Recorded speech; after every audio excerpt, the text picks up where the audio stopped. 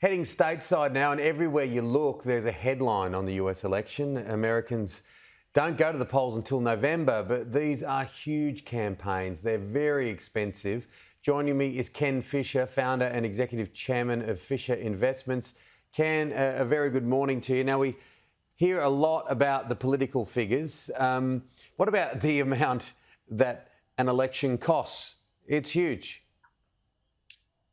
Well, first, thanks for having me back on, Tim. In your honor, I like your tie today, but in your honor, I wore my Australian stock market tie, the ASX and all.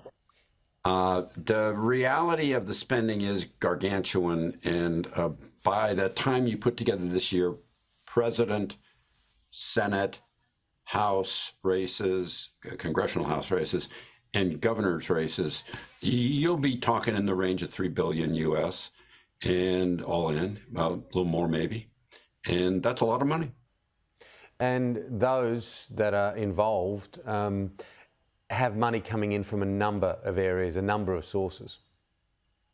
Indeed. And one of the problems with actually knowing how much is really coming in a way that's precise and even where it's from is that in America, you can contribute directly to a campaign. That's the most useful money.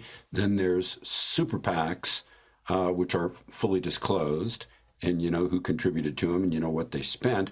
But then there's what's called C4s, and these are what's often referred to as dark money, and you have no idea who's contributing to them, how much they've got, where all the money's really going. It's perfectly legal.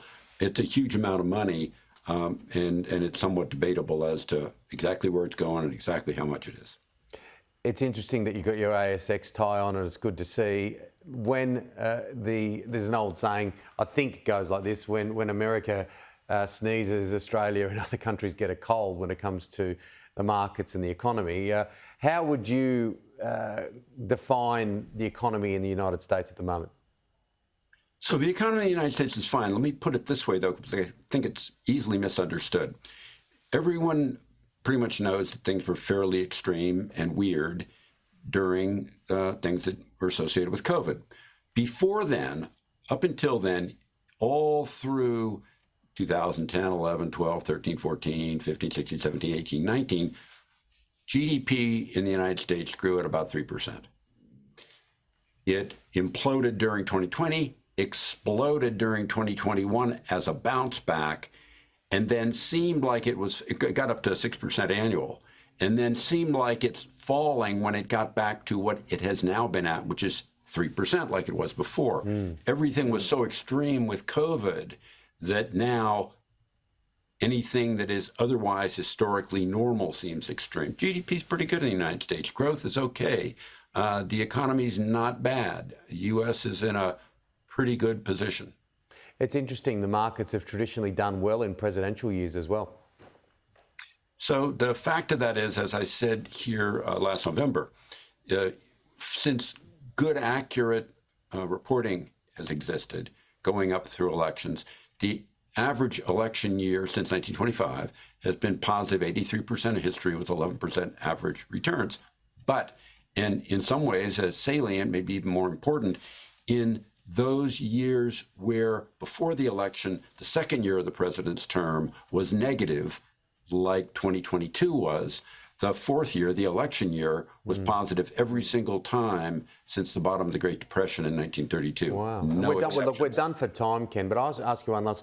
So you'd say that Joe Biden's done a pretty good job with the economy. Lots of people want to criticise his age, his memory. He's been okay, but there's been a lot of regulatory issues too, and there's a lot of lack of clarity, and there's people on all sides of this. Tim, it's a little bit of this and a little bit of that. I'll tell you what, someone who knows how to make money is Taylor Swift. She's in Australia at the moment. She's an economy within herself.